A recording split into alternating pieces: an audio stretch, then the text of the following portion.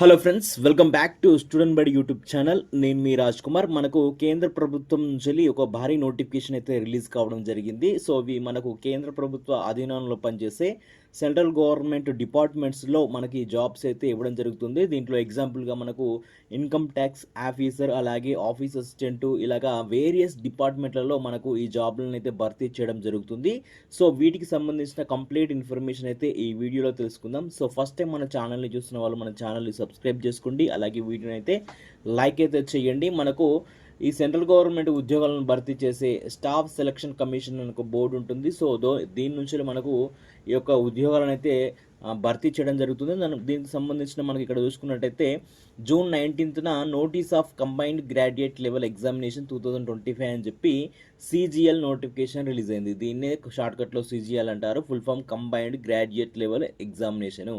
So కేవలం degree ఉన్న వాళ్ళు ఈ నోటిఫికేషన్కి అయితే అప్లై చేసుకోవచ్చు. డిగ్రీ తోటే దాదాపు 60-70 వేల నుంచి స్టార్టింగ్ శాలరీ ఉంటుంది. 1,50,000 వరకు కూడా శాలరీ ప్రమోషన్స్ ఇంక్రీజ్ అయ్యే అవకాశాలు అయితే ఉంటాయి. దీనికి సంబంధించిన నోటిఫికేషన్ చూసుకున్నట్టయితే సో మనకు నిన్ననే రిలీజ్ అయింది. దీనికి సంబంధించి మనకి ఇది ఎస్ఎస్సికి సంబంధించిన అప్లికేషన్ డేట్కి సంబంధించి చూసుకున్నట్టయితే మనకు జూన్ 9th నుంచే మనకు ఆన్లైన్ అప్లికేషన్స్ అయితే స్టార్ట్ అవుతున్నాయి. జూన్ 9th నుంచి స్టార్ట్ అవుతున్నాయి.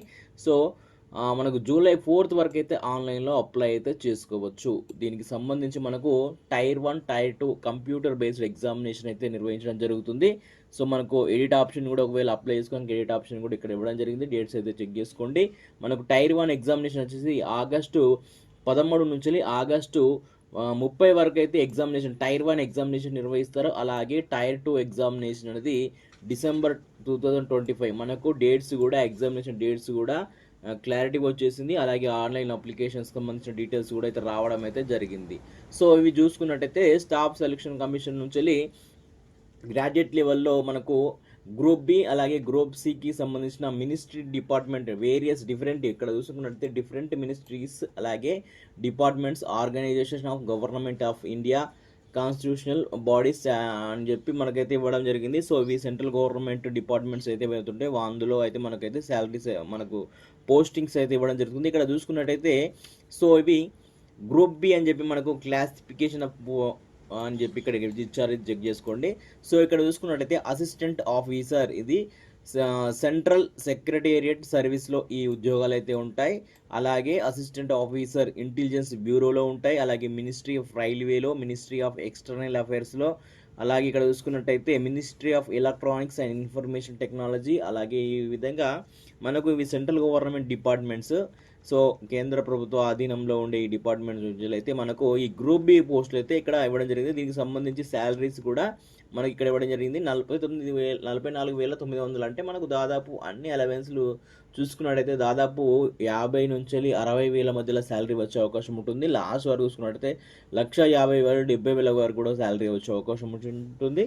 దీనికి సంబంధించిన పోస్ట్ వైజ్ వేకెన్సీస్ ఇక్కడ ఏజ్ లిమిట్ ఇవ్వడం జరిగింది. పోస్ట్ వైజ్గా దీనికి ఒక విధంగా అసిస్టెంట్ ఆఫీసర్ చూసుకున్నట్టయితే 20 సంవత్సరాల నుంచి 30 సంవత్సరాల వరకు ఉన్న వాళ్ళైతే అప్లై అయితే చేసుకోవచ్చు. అలాగే సెంట్రల్ గవర్నమెంట్స్ రూల్స్ ప్రకారము ఏజ్ రిలాక్సేషన్ కూడా ఉంటుంది. ఇది గ్రూప్ బికి సంబంధించి. అలాగే పే లెవెల్కు సంబంధించి ఇంకొక పోస్టులకి అసిస్టెంట్, సెక్షన్ ఆఫీసర్ అని చెప్పి ఈ విధంగా ఈ డిపార్ట్మెంట్లో ఇక్కడ కూడా మనకు శాలరీస్ కిందలో కొంచెం డివిజనల్ అకౌంట్, సబ్ ఇన్స్పెక్టర్ ఇక్కడ ఇవ్వడం జరిగింది. సో వీటికి సంబంధించి కూడా ఇక్కడ మనకు శాలరీస్ కూడా ఇక్కడ ఇవ్వడం అయితే జరిగింది.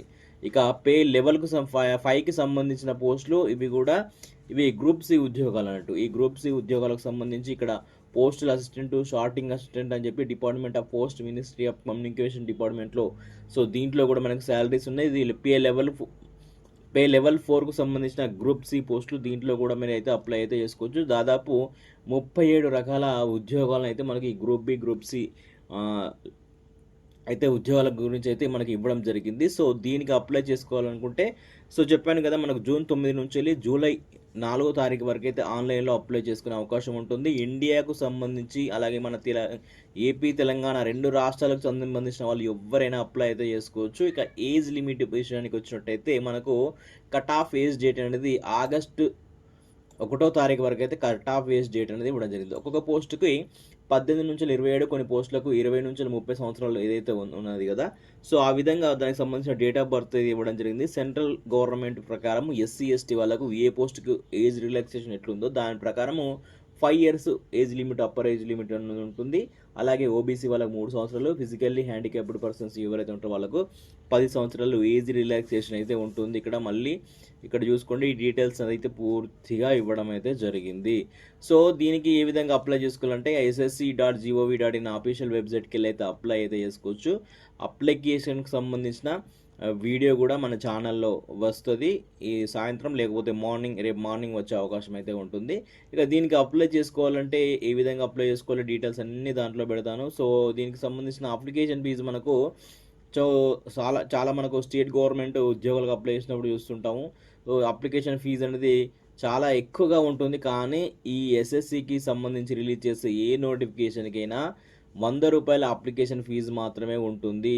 ఇక్కడ మనం చూసుకున్నట్టయితే ఇక్కడ ఎసెన్షియల్ ఎడ్యుకేషన్ క్వాలిఫికేషన్ అని చెప్పి ఇక్కడ ఇవ్వడం జరిగింది. ఏదైతే ఇక్కడ మనకు జూనియర్ స్టాటిస్టికల్ ఆఫీసర్ అని చెప్పి ఒక పోస్ట్ ఉంటుంది, దానికి మాత్రము bachelor degree in any subject అని చెప్పి ఇవ్వడం జరిగింది.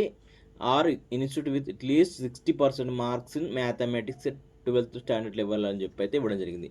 సో బ్యాచిలర్ డిగ్రీ ఏ సబ్జెక్ట్ అయినా ఉండని, కానీ 12th మాత్రము మ్యాథమెటిక్స్ 60% అనేది ఉండాలి అని చెప్పి ఈ విధంగా ఇవ్వడం జరిగింది. అలాగే bachelor degree in any subject with statistic అనే సబ్జెక్ట్ అనేది డిగ్రీ లెవెల్లో అయినా ఉండాలని చెప్పి ఇవ్వడం జరిగింది. స్టాటిస్టికల్కి సంబంధించి మ్యాథమెటికల్ ఎక్కువగా ఉంటుంది కాబట్టి వాళ్ళకి ఇక్కడే ప్రిఫరెన్స్ అయితే ఇవ్వడం జరిగింది. ఇక ఇటువంటికి సంబంధించిన పోస్ట్ ఇంకోటి చూసినట్టయితే స్టాటిస్టికల్ ఇన్వెస్టిగేటర్ గ్రేడ్ 2కు సంబంధించి కూడా సో దానికి సంబంధించిన వాళ్ళు ఉండాలి. ఈ 2 పోస్టులకు మాత్రమే వాళ్ళకు స్పెసిఫిక్గా ఇవ్వడం జరిగింది. ఇంకా ఆల్ అదర్ పోస్టులు 37 రకాల పోస్టులు అనుకున్నాం కదా, ఇంకా 36 రకాల పోస్టులకు సంబంధించి bachelor degree from any recognised university or equivalent అని చెప్పి అయితే ఇవ్వడం జరిగింది. అంటే మనకు డిగ్రీతోటే ఆఫీసర్ స్థాయి ఉద్యోగాల కోసం అయితే ఈ కేంద్ర ప్రభుత్వం నుంచి అయితే రిలీజ్ కావడం జరిగింది. దీనికి సంబంధించిన ప్రతి ఒక్కటి ఇక్కడ డీటెయిల్స్ అయితే ఇవ్వడం జరిగింది. ఒకసారి అయితే చెక్ చేయండి ఈ విధంగా అప్లై చేసుకోవాలంటే. సో నేను అప్లికేషన్ వీడియో అయితే పెడతాను. సో ఈ నోటిఫికేషన్ కావాలనుకుంటే, లింక్ కావాలనుకుంటే మన వీడియో కింద టెలిగ్రామ్ ఛానల్ లింక్ ఉంటుంది, అందులో అయితే ఈ నోటిఫికేషన్కి సంబంధించిన లింక్ అయితే పెడతాను. ఒకసారి ఈ పీడిఎఫ్ కూడా పెడతాను, ఒకసారి అయితే చెక్ చేసుకోండి. సో దీనికి సంబంధించి 1 టైం రిజిస్ట్రేషన్ చేసుకోవాల్సి ఉంటుంది. ఎస్ఎస్సిలో ఇంతవరకు ఎవరైతే అప్లై చేసుకోలేరో వాళ్ళైతే 1 టైం రిజిస్ట్రేషన్ చేసుకోవాలి ఖచ్చితంగా. మనకి ఇక్కడ చూసుకోవచ్చు. సో అప్లికేషన్ ఫీజు అని చెప్పి ఇక్కడ ఇవ్వడం జరిగింది. అప్లికేషన్ ఫీజు అనేది 100 రూపాయలు. నేను చెప్పాను కదా 100 రూపాయల కంటే ఎక్కువ ఉండదు ఇందులో. ఇక ఎవరైతే ఉమెన్ క్యాండిడేట్స్, అలాగే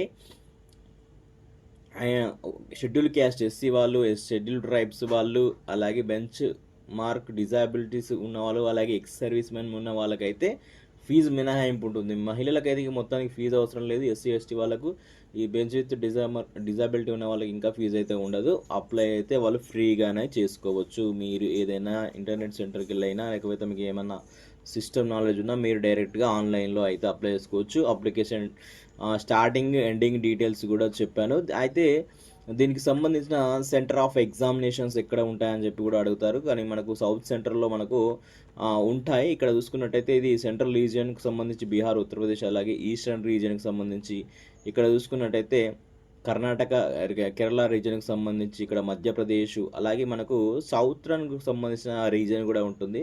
ఇక్కడ చూసుకున్నట్టయితే Southern region Andhra Pradesh, Puducherry, Tamil Nadu and తెలంగాణకు సంబంధించి చూసుకున్నట్టయితే ఇక్కడ తెలంగాణ ప్లస్ ఇవన్నీ పుదుచ్చేరికి సంబంధించిన అవి, అలాగే మనకు తెలంగాణకు సంబంధించి హైదరాబాద్, కరీంనగర్, వరంగల్ ఈ 3 జిల్లాల్లో అయితే మనకు ఈ యొక్క ఎగ్జామినేషన్ సెంటర్స్ అయితే ఉండడం అయితే జరుగుతుంది. ఎక్కువ దూరం పోవాల్సిన అవసరం లేదు. ఇక స్కీమ్ ఆఫ్ ఎగ్జామినేషన్ చూసుకున్నట్టయితే మనకు టైర్ 1 ఎగ్జామినేషన్ ఉంటుంది, అలాగే టైర్ 2 అనేది కూడా ఉంటుంది. సో దీనికి సంబంధించి కంప్యూటర్ బేస్డ్ ఎగ్జామినేషను, ఇది షిఫ్ట్ వైజ్గా ఉంటుంది కాబట్టి నార్మలైజేషన్ పద్ధతిలో అయితే మనకు అయితే ఈ యొక్క చేయడం జరుగుతుంది. మనకి ఒకవేళ ఎగ్జామినేషన్ ప్యాటర్న్ చూసుకున్నట్టయితే మనకు టైర్ 1 ఎగ్జామినేషన్ అనుకున్నాం కదా. సో ఈ టైర్ 1 ఏంటంటే అందరూ CBT 1 CBT 2 అంటారు కదా, మనకి SSC అనేది టైర్ 1 టైర్ 2 అని చెప్పి చెప్తూ ఉంటుంది. ఇక టైర్ 1లో చూసుకున్నట్టయితే ఇంటెలిజెన్స్ అండ్ రీజనింగ్ సంబంధించి 25 క్వశ్చన్స్కి 50 మార్క్స్ ఇస్తుంది. అలాగే జనరల్ అవేర్నెస్కి 25 క్వశ్చన్స్కి 50 మార్క్స్ ఇస్తుంది. అలాగే క్వాంటిటేటివ్ యాప్టిట్యూడ్కి సంబంధించి 25 క్వశ్చన్స్కి 50 మార్క్స్, అలాగే ఇంగ్లీష్ కాంప్రహెన్సివ్కి 25 క్వశ్చన్స్కి 50 అనేది ఇవ్వడం జరుగుతుంది. ఇది మనకు 1 hour 20 minutes అనేది ఉంటుంది. అంటే 80 నిమిషాల్లో మనకు ఎగ్జామినేషన్ అయితే కండక్ట్ అయితే చేయడం అయితే జరుగుతుంది. మనకు 100 క్వెషన్స్ ఉంటాయి.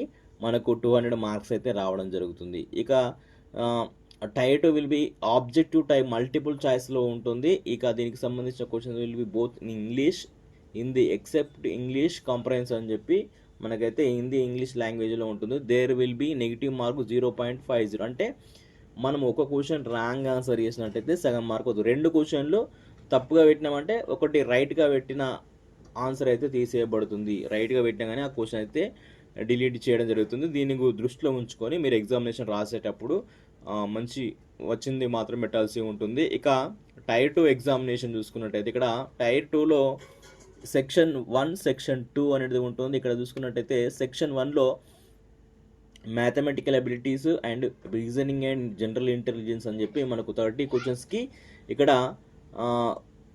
60కి 3 మార్క్స్ అంటే ఒక్క క్వశ్చన్కి 3 మార్క్స్ ఇవ్వడం జరుగుతుంది. మొత్తం 60కి 180 మార్క్స్ అయితే రావడం జరుగుతుంది. ఇది 1 అవర్లో మనకు ఈ సెక్షన్ ఉంటుంది. ఇక సెక్షన్ 2లో చూసుకున్నట్టయితే ఇంగ్లీష్ లాంగ్వేజ్ అండ్ కాంప్రహెన్సివ్ అలాగే జనరల్ అవేర్నెస్. ఇందులో ఇంగ్లీష్ లాంగ్వేజ్కి 45 క్వశ్చన్స్ అలాగే జనరల్ అవేర్నెస్కి 25 క్వశ్చన్స్ అంటే మనకి ఇంట 200 ఇది 70 మార్క్స్ అవుతుంది. దానికి 3 ప్లస్ అయితే 210 మార్కులు అయితే రావడం జరుగుతుంది. అంటే ఒక్క క్వశ్చన్కి 3 మార్కులు ఇందులో ఉంటుంది.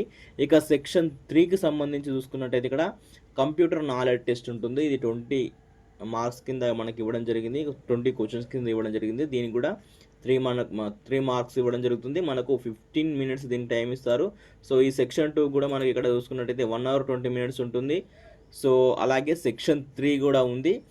అలాగే సెక్షన్ 3లో మనకు డేటా ఎంట్రీ స్పీడ్ టెస్ట్ అని ఉంటుంది. 1 డే డేటా ఎంట్రీ టాస్క్ అనేది 1 డేటా ఎంట్రీ టాస్క్ అనేది ఇవ్వడం జరుగుతుంది. దీనికి 20 మినిట్స్. అలాగే పేపర్ 2 అనేది స్టాటిస్టిక్స్ అంటే ఎవరికైతే మనం ఇంతకుముందు మాట్లాడుకున్నామో కొన్ని అంటే ఎడ్యుకేషన్ క్వాలిఫికేషన్ వేరే అని చెప్పి పోస్టులకు అని చెప్పి 2 పోస్టులకు చూసుకున్నాం కదా. సో వాళ్ళకు స్టాటిస్టిక్స్ సంబంధించి మళ్ళీ ఒక పేపర్ 2 ఎగ్జామినేషన్ అయితే వాళ్ళకు ఉంటుంది. సో అది 100 మార్కులకు వాళ్ళకు ప్లస్ 100 ఉంటే ఒక్కొక్క క్వశ్చన్కి 2 మార్కులు అనేది ఉంటుంది. దీనికి 2 అవర్స్ ఉంటుంది. 2 hours 40 minutes for the candidate of eligibles. ఇది పారావాన్లో ఉంటుంది. ఎందుకంటే సో ఒక బెంచ్ విత్ డిజబిలిటీ ఉన్న వాళ్ళకి ఒక 40 మినిట్స్ ఎక్స్ట్రా ఇస్తామని చెప్పేది దాంట్లో ఉద్దేశం అయితే ఉంటుంది. ఒకసారి పారా అయితే చెక్ చేసుకోండి. So paper 1 compulsory for all the post. Paper 1 అనేది ప్రతి ఒక్కరికి పేపర్ 1 అనేది కంపల్సరీ ఉంటుంది. పేపర్ 2 అనేది ఇక్కడ చూసుకున్నట్టయితే చెప్పాను కదా ఇంతకుముందే జూనియర్ స్టాటిస్టికల్ ఆఫీసర్కి సంబంధించి స్టాటిస్టికల్ ఇన్వెస్టిగేషన్కి సంబంధించి కొంచెం మార్పులు అనేది ఉంటుంది అని చెప్పి అయితే ఇక్కడ ఇవ్వడం జరిగింది. ఫాలోయింగ్ సెక్షన్ అని చెప్పి సో ఈ విధంగా ఒకసారి ఇచ్చిండు. మీరు ఒకసారి అయితే ఖచ్చితంగా ఈ నోటిఫికేషన్ పీడిఎఫ్ని అయితే చూడండి. ప్రతి ఒక్క సెక్షన్ అయితే చదవండి, అప్పుడు అర్థమవుతుంది. సో మీకు ఇంకా దీనిపైన ఏమైనా డౌట్స్ ఉంటే సో వీడియో కింద కామెంట్ చేయండి, నేను రిప్లై అయితే ఇస్తాను. సో ఇక్కడ చూసుకున్నట్టయితే ఇండికేటివ్ సిలబస్. సో సిలబస్ కూడా ఒకసారి ఇచ్చాడు. జనరల్ ఇంటెలిజెన్స్ రీజనింగ్ సంబంధించి సిలబస్ దేని నుంచి అడుగుతామని చెప్పి, జనరల్ అవేర్నెస్కి సంబంధించి, క్వాంటిటేటివ్ యాప్టిట్యూడ్కి సంబంధించినది, ఇంగ్లీష్ కాంప్రహెన్సివ్కి సంబంధించిన సిలబస్ ఇవ్వడం జరిగింది. అలాగే టైర్ 2కు సంబంధించిన సిలబస్ కూడా మొత్తం సిలబస్ అయితే ఇచ్చాడు. ఎస్ఎస్సిలో సీజీఎల్ జాబ్ కొట్టాలి అంటే ఆల్రెడీ ఇప్పుడు నోటిఫికేషన్ పడింది, ఇప్పటి నుంచి స్టార్ట్ చేస్తా అని అనుకుంటే సో దాదాపు మనకు ఈ క్యాండిడేట్ యాప్టిట్యూడ్ జనరల్ అవేర్నెస్ చాలా పోస్టులకు చదివే ఉంటాం, కొంచెం నాలెడ్జ్ ఉంటుంది కాబట్టి సో ఈ నోటిఫికేషన్ వచ్చింది కాబట్టి మనకు ఆగస్ట్లో మనకు మధ్యలో జూలై ఒక్కటే మంత్ ఉంది కాబట్టి సో ఇప్పటి నుంచి మీ ప్రిపరేషన్ అనేది స్టార్ట్ చేస్తే మనకు టైర్ 1 క్లియర్ చేసే అవకాశం ఉంటుంది. మనకు టైర్ 2కు సంబంధించి డిసెంబర్ వరకు టైం ఉంది కాబట్టి సో టైర్ 1 మీద దృష్టి పెట్టి ఈ నెల 15 రోజులు ఉంటుంది ఎగ్జామినేషన్. సో దాంతో మీరు ఈ టైర్ 1 క్వాలిఫై అయ్యేటట్టు చూసినట్టయితే టైర్ 2 కొంచెం టైం ఉంటుంది. అప్పుడు మీరు ఈ సెంట్రల్ స్థాయిలో ఆఫీసర్ స్థాయి దాదాపు 60 నుంచి 70 వేల శాలరీస్ను మనము సొంతం చేసుకునే అవకాశం ఉంటుంది. సో ఇవన్నీ క్లియర్ చేసినాక మనకు డాక్యుమెంట్ వెరిఫికేషన్ ఉంటుంది, దానికి సంబంధించి తర్వాత మాట్లాడుకోవచ్చు. సో ఎవరైనా డిగ్రీ క్వాలిఫికేషన్ తోటి మంచి ఉద్యోగం సాధించాలి, మనకు స్టేట్ లెవెల్లో అన్ని జాబ్స్ పడట్లేదు, సో మేము ఈ సిలబస్ మేము చదువుతాము అని చెప్పి అనుకున్న వాళ్ళైతే ఈ నోటిఫికేషన్కి అయితే తప్పకుండా అప్లై చేసుకోండి. మీకు ఏ డౌట్ ఉన్నా కానీ మీరు కామెంట్ చేయండి. ఇంకా దీనికి సంబంధించిన ఇన్ఫర్మేషన్ ఉన్నా ఇంకేదైనా కావాలనుకున్నా కానీ వీడియో డిస్క్రిప్షన్లో మన టెలిగ్రామ్ ఛానల్ ఉంటుంది, దానిలో జాయిన్ కండి. దీనికి సంబంధించిన పీడిఎఫ్ అలాగే అప్లికేషన్కి సంబంధించిన లింక్ కూడా మీకు అందులో ఉంటుంది. ఒకసారి చెక్ చేసుకోండి. వీడియో మీకు నచ్చినట్టయితే లైక్ చేయండి. ఎవరికైనా యూజ్ అవుతుంది అనుకుంటే వాళ్ళకి షేర్ చేయండి. Thank you friends. All the best.